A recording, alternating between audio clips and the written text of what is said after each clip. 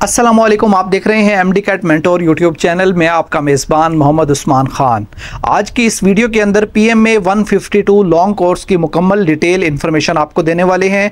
कौन लोग इसे अप्लाई कर सकते हैं, अप्लाई कैसे करना है। लेकिन उससे पहले आपको बताते चलें, अगर आपने हमारे चैनल को सब्सक्राइब नहीं किया तो एमडी कैट मेंटोर को सब्सक्राइब करके बेल आइकॉन ज़रूर प्रेस कीजिएगा। वीडियो पसंद आए तो वीडियो को लाइक ज़रूर कीजिएगा। अपने टॉपिक को शुरू करते हैं और आपको कंप्यूटर की स्क्रीन पर लिए चलते हैं। फाइनली हम इस वक्त अपने कंप्यूटर के स्क्रीन पर आ चुके हैं और पीएमए 152 लॉन्ग कोर्स के लिए आपको मुकम्मल डिटेल में आज की वीडियो में बताने वाले हैं। ये पार्ट 1 वीडियो है। पार्ट 2 वीडियो के अंदर जो कल हमारे चैनल पे अपलोड होगी उसको भी जरूर देखिएगा। उसके अंदर इनिशियल टेस्ट की प्रिपरेशन कैसे करनी है, पेपर पैटर्न क्या होगा, इंटेलिजेंस और एकेडमिक के कितने कितने एमसीक्यूज होंगे, क्या टाइम होगा, सारा तरीकाकार आपको बताएंगे और इंशाल्लाह ताला वी विल मेक श्योर कि 100% सक्सेस आपको मिलेगी। अब बात करते हैं कि 152 पीएमए लॉन्ग कोर्स जिसकी रजिस्ट्रेशन की कल आखिरी तारीख है, 14 मई को आप अप्लाई कर सकते हैं। और खास तौर पर वो बच्चे जो एंड पे अप्लाई करते हैं उनका टेस्ट, उनके इंटरव्यूज, उनके मेडिकल टेस्ट, उनके फिजिकल टेस्ट सब एंड पे होता है, तो आपको एक अच्छा मार्जिन मिल जाता है अपनी तैयारी करने का। तो जो बच्चे अब अप्लाई करेंगे उनके लिए बहुत आसानी होगी। यहां पर सिर्फ बॉयज अप्लाई कर सकते हैं। पाकिस्तान आर्मी में कमीशन्ड ऑफिसर बनने के लिए आप 152 लॉन्ग कोर्स में अप्लाई कर सकते हैं। 10 अप्रैल से इसकी रजिस्ट्रेशन शुरू हुई थी, 14 मई इसकी लास्ट डेट है। 17 मई से टेस्ट शुरू होंगे और 14 जुलाई 2023 तक इसके टेस्ट चलेंगे। आप अगर अप्लाई करना चाहते हैं तो आपने पाकिस्तान आर्मी की joinpakarmy.gov.pk वेबसाइट पे आके आप ऑनलाइन अप्लाई कर सकते हैं। अपने रजिस्ट्रेशन स्लिप को, एग्जाम स्लिप को डाउनलोड कर सकते हैं। अब आपको बताते हैं यहां पर ओनली मेल कैन अप्लाई और अनमैरिड अप्लाई कर सकते हैं, लेकिन मैरिड बॉयज भी अप्लाई कर सकते हैं। अब वो मैरिड लोग जो कि पाकिस्तान आर्मी के अंदर सर्विंग हैं और उनकी जो सर्विस है और पाकिस्तान आर्मी में उनकी एज जो है वो 20 साल से ऊपर है, तो वो अगर मैरिड भी हैं तो वो अप्लाई कर सकते हैं। अब क्वालिफिकेशन इसके अंदर इंटरमीडिएट वाले, एफए एफएससी वाले बच्चे अप्लाई कर सकते हैं, या अगर ए लेवल ओ लेवल किया है वो भी अप्लाई कर सकते हैं। ग्रेजुएट कोर्स 2 साल का किया है तो भी अप्लाई कर सकते हैं। 4 साल यानी बीएस ग्रेजुएशन है या बीए है या एमए है या आपने बीबीए किया है तो भी आप अप्लाई कर सकते हैं। और अगर आप सर्विंग आर्मी सोल्जर हैं, ऑलरेडी फौज के अंदर आप एज ए सोल्जर हैं तो भी आप अप्लाई कर सकते हैं।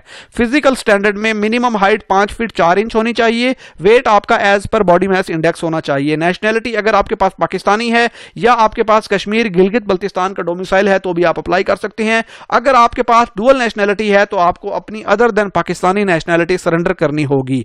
एडिशनल इंफॉर्मेशन के अंदर जब आपकी फाइनल सिलेक्शन हो जाएगी, आपको 2 साल के लिए मिलिट्री ट्रेनिंग के लिए Pakistan military academy PMA Kakul में भेजा जाएगा। बात करते हैं एजुकेशनल क्वालिफिकेशन की, तो आपने अगर इंटरमीडिएट किया है तो आपकी एज 17 से 22 साल होनी चाहिए, जिसमें 3 महीने की अपर एंड लोअर केस में आपको रिलैक्सेशन दी जाएगी। अगर आपने 2 साल ग्रेजुएशन की है, यानी कोई बीए किया है या आपने जो है वो एफएससी के बाद 2 साल डिप्लोमा किया है, तो आपको, या इसके अलावा आप पाकिस्तान नेवी में सर्विंग हैं या पाकिस्तान एयरफोर्स में सर्विंग हैं, तो आपकी एज 17 से 23 साल तक हो सकती है और इसमें भी आपको रिलैक्सेशन है 3 महीने की। अब बात करते हैं वो लोग जिन्होंने 4 साल डिग्री की है एफएससी के बाद, यानी बीएस किया है या बीए ऑनर्स किया है या बीबीए किया है या बीपीए किया है, उनकी एज रिलैक्सेशन कोई नहीं है। 17 से 24 साल के लोग अप्लाई कर सकते हैं। अगर आप आर्मी सर्विंग सोल्जर हैं तो आपको 17 से 25 साल की एज लिमिट है और इसमें भी रिलैक्सेशन कोई नहीं है। अगर हम बात करते हैं तो आपके एफए या एफएससी में मिनिमम 55% मार्क्स होंगे तो आप अप्लाई कर सकते हैं। अगर आपने ग्रेजुएशन की है, बीए या बीएससी किया है और आपके ग्रेजुएशन में 60% नंबर हैं तो आपके एफए या एफएससी में अगर 50% भी हैं तो भी आप अप्लाई कर सकते हैं। अब बात करते हैं आर्मी सर्विंग सोल्जर्स के लिए, उनके अगर एफए एफएससी में 50% भी हैं तो भी वो अप्लाई कर सकते हैं। आपने पार्ट 1 का अगर रिजल्ट दे दिया है तो भी आप अप्लाई कर सकते हैं। अगर आपका रिजल्ट आ गया है पार्ट 1 का और पार्ट 2 का इम्तिहान अगर आपने नहीं दिया तो आप अपने हेड ऑफ द इंस्टीट्यूट से 55% के साथ होप सर्टिफिकेट बनवा के उसकी बेस पर भी अप्लाई कर सकते हैं। इसके बाद वो तमाम बच्चे जिन्होंने अपने डुप्लीकेट रिजल्ट कार्ड बनवाए हैं या उनके नंबर पहले कम थे, उन्होंने नंबर इंप्रूव किए हैं और उनका रिवाइज्ड मार्कशीट आई है या सर्टिफिकेट ऑफ मैट्रिक या इंटरमीडिएट में अगर आपने नंबर इंप्रूव किए हैं, तो आपको क्या करना होगा, अपना जो रिजल्ट कार्ड है उसके ऊपर वेरिफिकेशन सर्टिफिकेट के साइन करवाने होंगे बाय द सेक्रेटरी और controller examination of your concern board. आपने ये काम लाजमी करवाना है। अगर आपकी कोई डुप्लीकेट डिग्री है या आपने रिवाइज्ड रिजल्ट कार्ड बोर्ड से बाद में निकलवाया है तो आपके लिए ये बहुत इंपॉर्टेंट होगा। पाकिस्तानी वो कैंडिडेट जिन्होंने ए लेवल किया है 55% मार्क्स के साथ वो अप्लाई कर सकते हैं। अगर उन्होंने पाकिस्तान से ए लेवल किया है तो उनको आईबीसीसी की इक्विवेलेंस के बगैर भी अप्लाई कर सकते हैं, और अगर उन्होंने बैरून मुल्क से ए लेवल किया है तो उनको आईबीसीसी से अपनी जो इक्विवेलेंस सर्टिफिकेट है वो बनवाना होगा।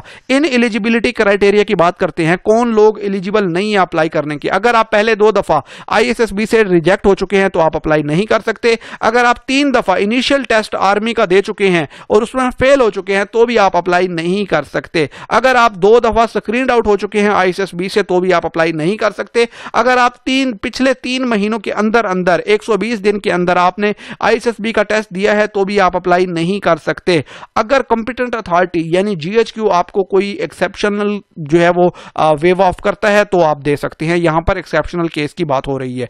अगर आप ऑलरेडी किसी गवर्नमेंट सर्विस इदारे से या आर्म फोर्सेस से डिसमिस हो चुके हैं या रिमूव हो चुके हैं तो भी आप अप्लाई नहीं कर सकते। अगर आप किसी कोर्ट ऑफ लॉ में कन्विक्ट हैं तो भी आप अप्लाई नहीं कर सकते। अगर आप अपील मेडिकल बोर्ड एएमबी से आप मेडिकली अनफिट हो चुके हैं या आर्मी के किसी भी हॉस्पिटल से मेडिकली अनफिट हैं तो भी आप अप्लाई नहीं कर सकते। रजिस्ट्रेशन की बात करते हैं तो रजिस्ट्रेशन बहुत सिंपल सी है, 2 तरीकाकार हैं। आप घर बैठे ऑनलाइन इंटरनेट पे joinpakarmy.gov की वेबसाइट पे जाके अप्लाई कर सकते हैं। आपके पास एक ईमेल एड्रेस होना चाहिए जिसकी बेस पर आप अपने तमाम डॉक्यूमेंट्स जो कि आपको वीडियो के एंड पे बताने वाला हूं वो तमाम डॉक्यूमेंट्स अप्लाई करते हुए आपके पास होने चाहिए।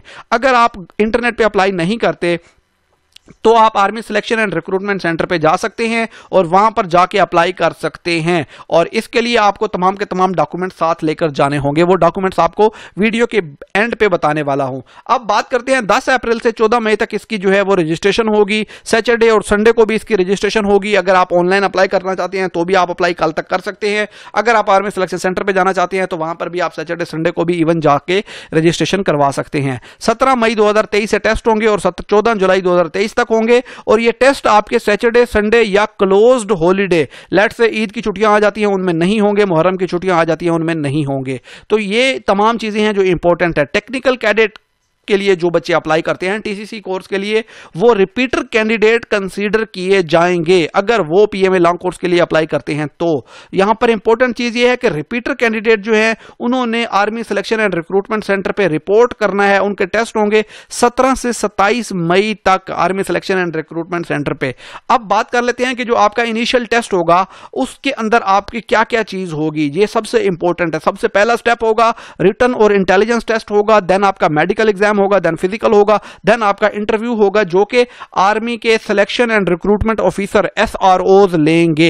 ये पहला इंटरव्यू होगा। दूसरा इंटरव्यू आपका फाइनल आईएसएसबी में होगा, वो अलहदा है। ये पहला इंटरव्यू है आपका, यहां पर याद रखिएगा। अब जो पहला आपका रिटन एंड इंटेलिजेंस टेस्ट है इसके अंदर आपकी एक इंटेलिजेंस पोर्शन होगा जिसमें वर्बल और नॉन वर्बल होगा, और एकेडमिक के अंदर आपका इंग्लिश, मैथमेटिक्स, पाक स्टडीज, इस्लामियात एंड जनरल नॉलेज होगा। जो बच्चे इस इनिशियल टेस्ट को क्लियर करेंगे देन उनका मेडिकल होगा। मेडिकल टेस्ट के अंदर क्या क्या होगा इसकी हम पार्ट 2 वीडियो के अंदर डिस्कस करेंगे।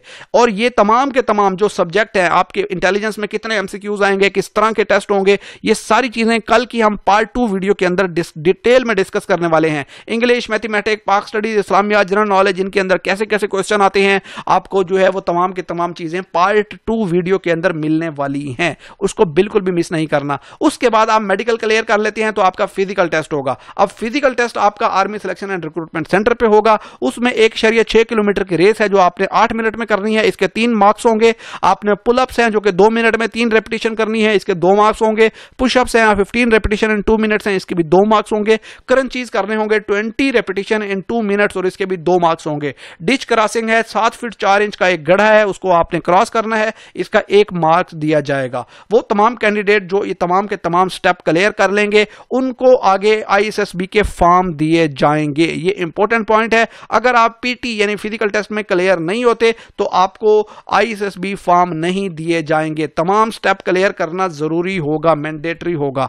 अब बात कर लेते हैं कि अगर आप जो है वो तमाम के तमाम ये स्टेप मेडिकल और फिजिकल क्लियर कर लेते हैं तो आपका एक इनिशियल इंटरव्यू होगा जो कि आपका army selection and recruitment centre पे लिया जाएगा। अब ये जो इंटरव्यू होगा ये सिलेक्शन एंड रिक्रूटमेंट ऑफिसर लेंगे और उसमें एक साइकोलॉजिस्ट होगा। अब इस इंटरव्यू के अंदर क्या क्या चीजें देखी जाएंगी। सबसे पहले इंटरव्यू से पहले आपको टाइम दिया जाएगा, आपको एक टॉपिक दिया जाएगा जो कि उसी वक्त बताया जाएगा। उस टॉपिक पे आपने 10 लाइनों का इंग्लिश और उर्दू के अंदर एक ऐसे लिखना होगा। वो ऐसे आपने लिख के उसी दिन जमा करवाना होगा और उसके आपको टोटल 20 मार्क्स होंगे। 20 में से मिनिमम 12 नंबर आपने सिक्योर करने हैं। अगर 12 नंबर आप नहीं सिक्योर करेंगे उस ऐसे में तो आपको आईएसएसबी फॉर्म नहीं दिया जाएगा।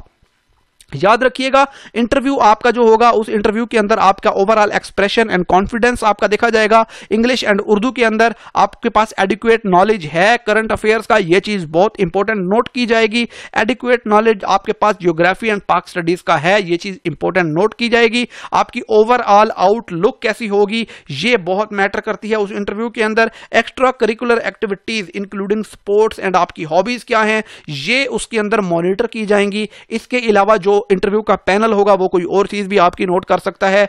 इंटरव्यू की मुकम्मल रिकॉर्डिंग सीसीटीवी के जरिए की जाएगी और army selection and recruitment centre पाबंद होगा वीकली बेस पे सीडी के फॉर्म में ये तमाम रिकॉर्डिंग पीए डायरेक्टरेट जीएचक्यू रावलपिंडी को भिजवाई जाएंगी।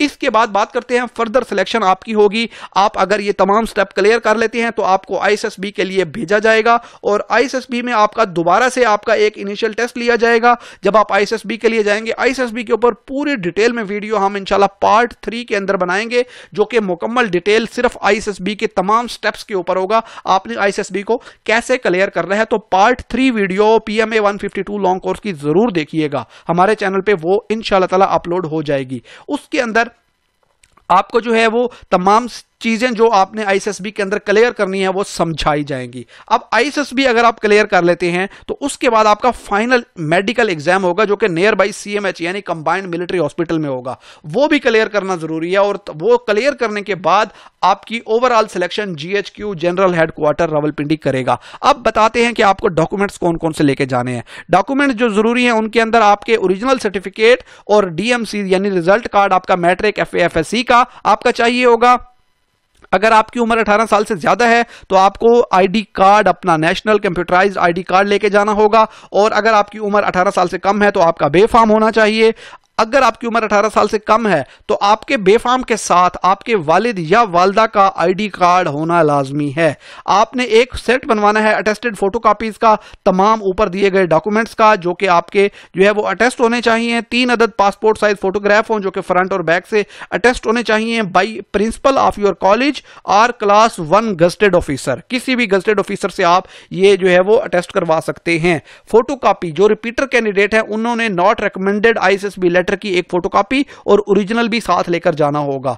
आपका ओल्ड आईडी कार्ड एक्सेप्ट नहीं किया जाएगा, न्यू आईडी कार्ड आपने बनवाना है। वो तमाम लोग जो पाकिस्तानी नहीं हैं, जो ओवरसीज हैं और पाकिस्तान से बाहर रह रहे हैं, वो जो शुरू का इनिशियल टेस्ट है वो एग्जेम्प्टेड होगा, वो नहीं देंगे। लेकिन उनको डिफेंस अटाची को जो कि पाकिस्तानी एम्बेसी में अपने अपने कंट्री में जिस कंट्री में वो रह रहे हैं वहां की पाकिस्तानी एम्बेसी में रिपोर्ट करना होगा और उसके लिए 14 जुलाई 2023 तक की डेडलाइन दी गई है। उनको 100 रुपए का postal order and bank draft of 500 rupees in the favour of director general personnel administration DGPA GHQ Rawalpindi के नाम से बनवाना होगा और अटैच करने होंगे तमाम डॉक्यूमेंट्स। और उन्होंने अपना पाकिस्तानी एड्रेस भी साथ देना होगा ताकि आईएसएसबी लेटर के लिए तमाम की तमाम ईमेल्स और तमाम इंफॉर्मेशन जो खतूत हैं वो उनके पाकिस्तानी एड्रेस पर भेजे जाएंगे। उम्मीद करते हैं ये वीडियो आपके लिए बहुत इंपॉर्टेंट होगी। वीडियो के अंदर आपको कोई चीज समझ नहीं आई तो आप हमसे पूछ सकते हैं, हमारे व्हाट्सएप ग्रुप को ज्वाइन कर सकते हैं। आपको इस वक्त स्क्रीन पर नंबर भी शो हो रहा होगा, इस नंबर पर कांटेक्ट करके हमारे ग्रुप्स को ज्वाइन कर लें। इंशाल्लाह ताला वहां पर आपको पीएमए लॉन्ग कोर्स की मुकम्मल